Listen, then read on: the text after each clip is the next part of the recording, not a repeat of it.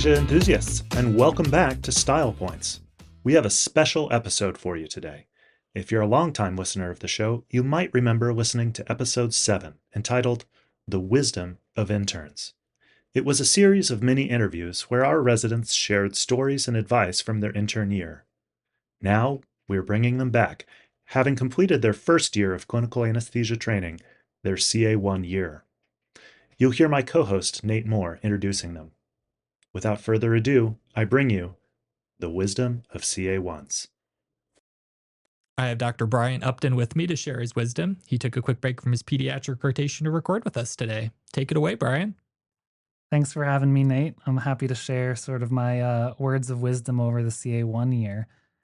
I think one of the things I've noticed the most CA-1 year is really how much all of us have grown as we've gone through the year. And I know certainly for myself, there was an early case, like one of the first few where I was like kind of on my own. The attending was there for induction, left within like a minute of getting the tube in. And it was some 30 or 40-year-old female, pretty healthy for a gyne case. And the blood pressure, I heard a little chirp, looked over, and it was like 45/20. And I was like, oh my gosh. I knew in my mind, all the things to do, but then the attending left. I saw the number, just that sheer panic that I'm sure a lot of us have felt. Looked up, the heart rate's also 45. Mine is 180. And I knew what to do and did it, and the patient responded, and we continued on. But I remember just truly how panicked I was those first few weeks, being left alone, having to make those decisions. And then I feel fast forward later on in the year, and I feel I'm just so comfortable. There's things far worse than that going on. I'm just oh yeah, do this, trying to channel my Zen energy that a lot of the more senior anesthesiologists have. And I think one particular memory I have of this where I'm just oh yeah, everything's fine, even though it's not. There was an ECPR case coming in. They had very few lines in, so I was trying to put in a MAC catheter or a central line with the Lucas device going.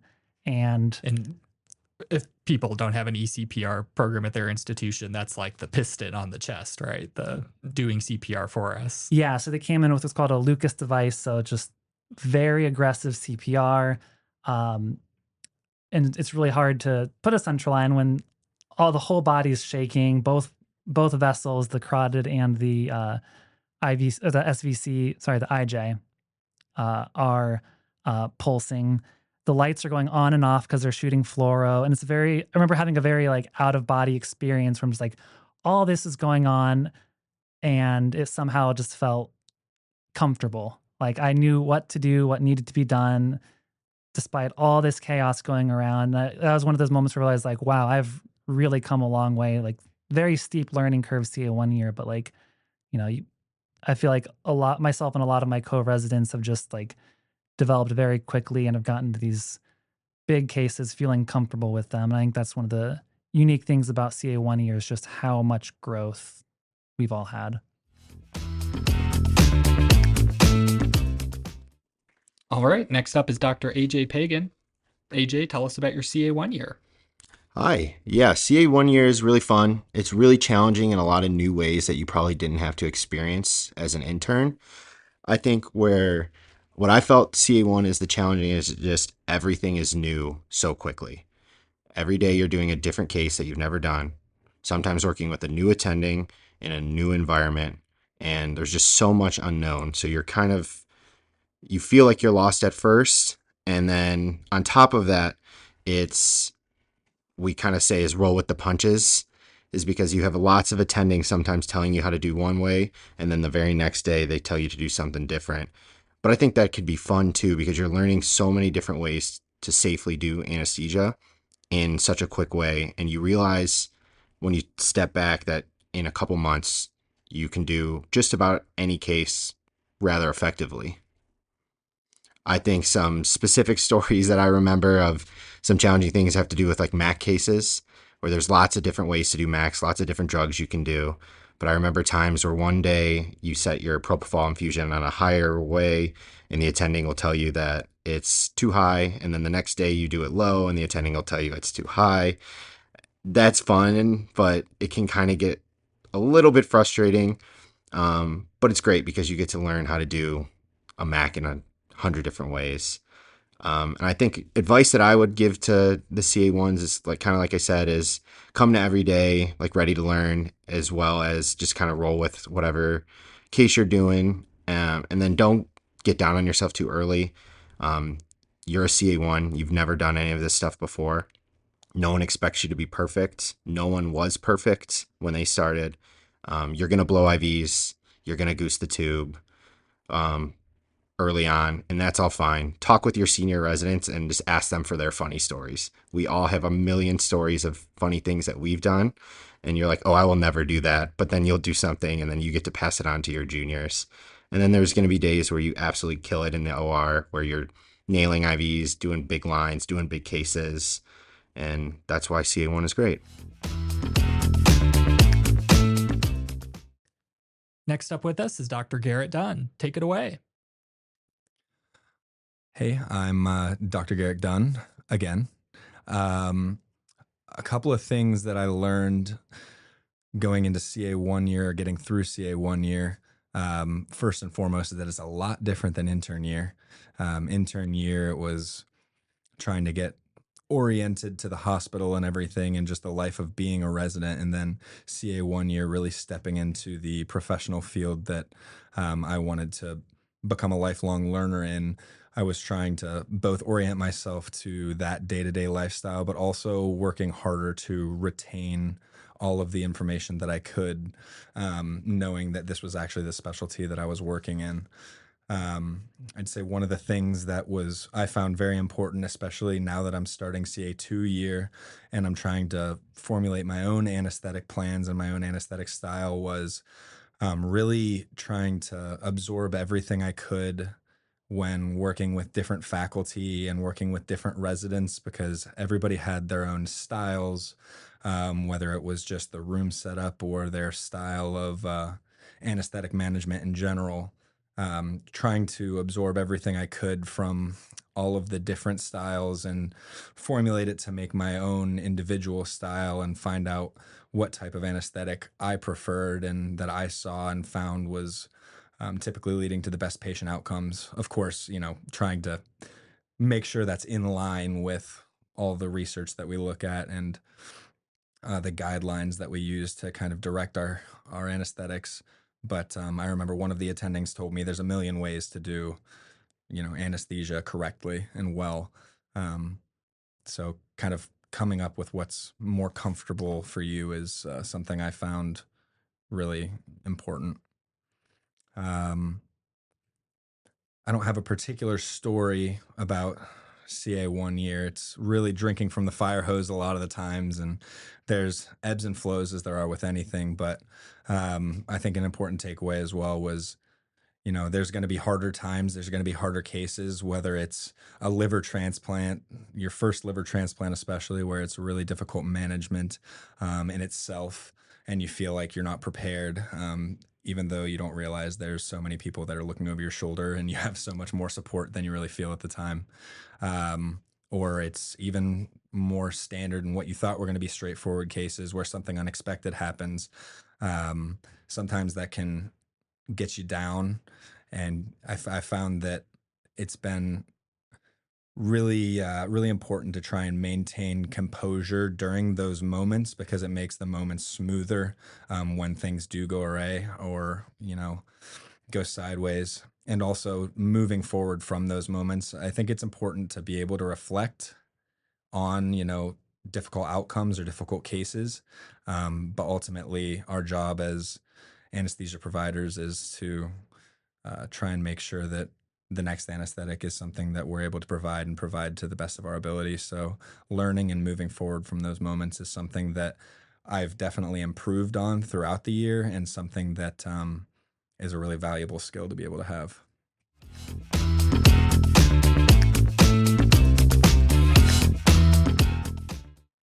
Next up speaking with us is Dr. Nate Pham. Take it away, Dr. Pham. All right. Hi, everyone. Thank you again for having me. Part of the CA1 advice group.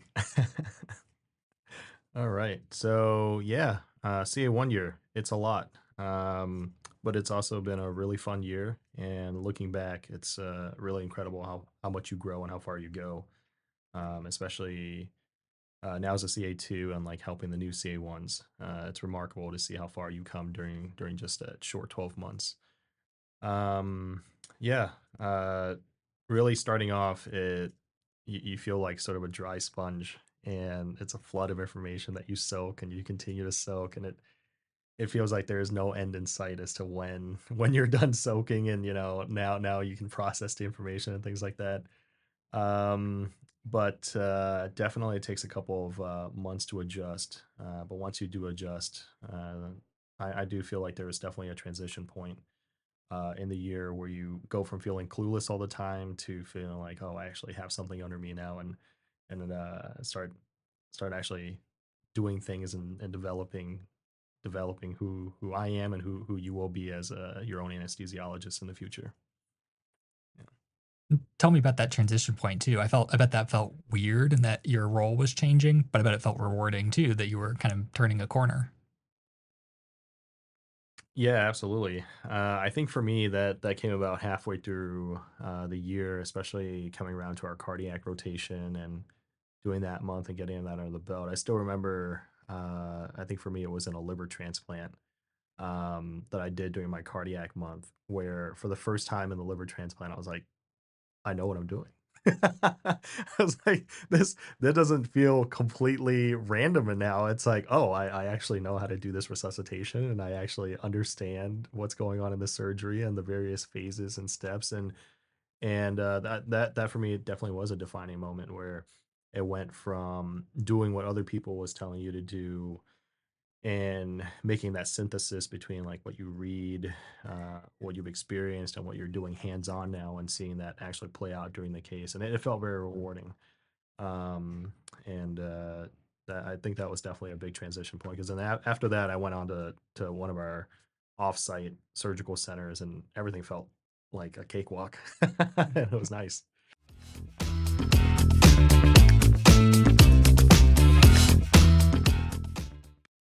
All right, next up is Dr. Max Chow. Take it away, Dr. Chow. Hey everyone, I'm Max. I'm sure as everyone else has been saying, starting off CA1 year, incredibly difficult, just learning how to do everything, how to do it right. Um, if you're doing things right, a lot of things to organize. I feel like towards the end of CA1, you start to get a grasp of knowing the steps, and you're able to reintroduce your own personal touch and flair and what makes you you and how that interacts with you as a professional. I think back to just like a couple weeks ago, we were doing ambulatory surgery cases, just like OMFS dental stuff. And there was a patient who was nonverbal. He was 60 years old. He was there in same day surgery with his caretaker. And I remember talking to her and just like figuring out like how well he does, like what makes him happy, like how well does he communicate. And then through that conversation, I learned that he liked to listen to 90s R&B. That's what she played for him, like whenever they're just hanging out at home. And so I see this guy, he's, has a lot of difficulties communicating, both like non-verbally, especially verbally. And yeah, I can at least tell like he's just not exactly understanding what's going on. He's definitely scared. So after we do our safety handoff and start rolling off to the operating room, I turn on some 90s R&B on Spotify. Some Mariah Carey started going on, and he was really liking it. We just had it on full blast. He was singing along to the best of his ability. People were turning around, like seeing what was going on, like smiling, just seeing this guy go down. And, we took away a lot of his fear and a lot of his anxieties, I'd like to think.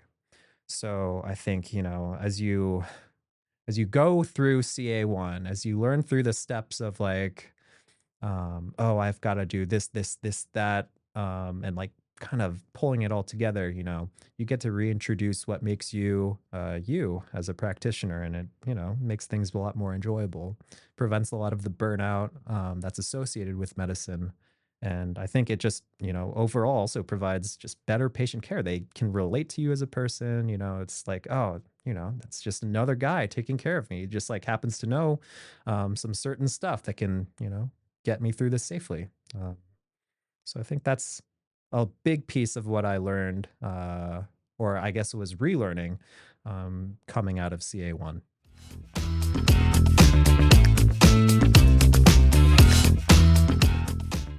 I'd like to welcome Dr. Claudia Mort to the stage. Let's hear it from Dr. Mort. Hi, everyone. It's been about a year since I last participated in this podcast. In that last year, I've learned a lot, but two things that stand out to me among those are learn to have fun.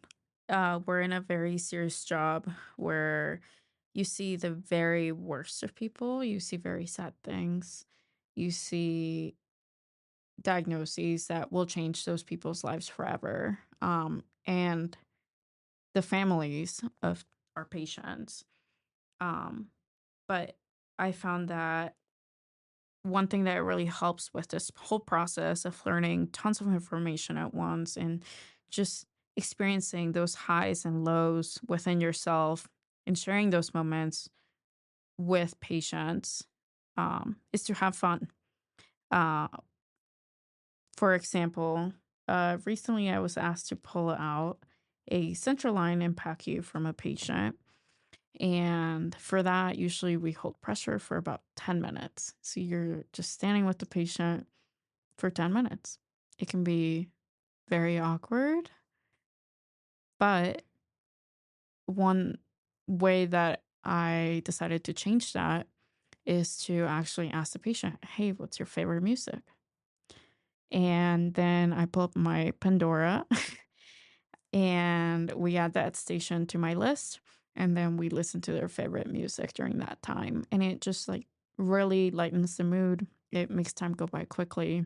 Last time we did that, um, my patient loved Frank Sinatra. And I was like, do you like karaoke? Because I love karaoke. And he sang his favorite song. And we just had a blast. And it went by so quickly. And now I do feel like I'm going to remember him for a really long time because of that. It was just a really special connection. So I encourage you to have fun. I bet he appreciated that too. I think it's easy to forget when you're learning so much CA1 year that your patients are just like you in a lot of ways. They're somebody's child, somebody's parent. It's cool when you get to connect with them like that. Mm-hmm. Yeah, it really helps a lot if you're spending like over half of your life here. When you can just let yourself go and also enjoy the process as well.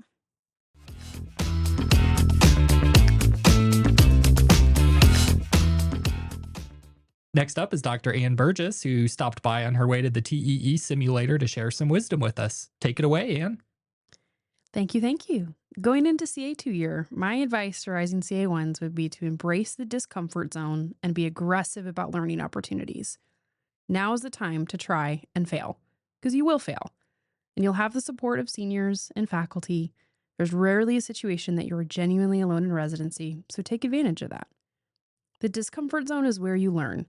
So request the big case. Ask to do procedures, IVs, atypical nerve blocks, if appropriate. Try new anesthetic plans. Try different laryngoscope blades. Can you do an anesthetic with the same ingredients every time? Sure. But you'll be a better clinician if you push yourself to be familiar with all your tools. I certainly regret not experimenting earlier. It sounds silly, but I'm still a bit of an etomidate hater because I didn't use it very often early. I wish I'd done more blind A-lines when I had the opportunity, because I feel like I currently lack that particular skill, especially in an emergency. CA1 is where you get a lot of your reps in, so make the most of it. Pushing yourself into bigger and more complex cases builds a strong foundation to deal with the unexpected. In a way, it acts to desensitize your own sympathetic response to an emergency, which is genuinely helpful when faced with chaotic overnight traumas 18 hours deep into your call. Take care of yourself. We're all learning, and all your feelings about said learning are absolutely valid. I promise you are not alone. Lean on your co-residents and your faculty. You're going to do great. Everyone has bad days, and sometimes the bad days are where we learn the most. The worst cases I have been in this year, I still carry with me, but I know they have made me a more compassionate and competent clinician. Hang in there, and I'll always be learning. That's it for today's episode of the podcast. On a personal note, one of the most gratifying parts of my job is seeing anesthesia residents go through the transition from being a brand new intern to being a competent resident, and eventually seeing them as a fully capable and confident anesthesiologist. Listening to the wisdom of my residents inspires me to be a better anesthesiologist as well. If you enjoyed this podcast, I'll also refer you back to episode 7, The Wisdom of Interns, where we heard from these same residents a year earlier. As always, please consider leaving us a rating or review. That's what helps other people find the podcast. You can contact us at stylepointspodcast@gmail.com as well. Take a deep breath, open your eyes, we're all done. Now you know.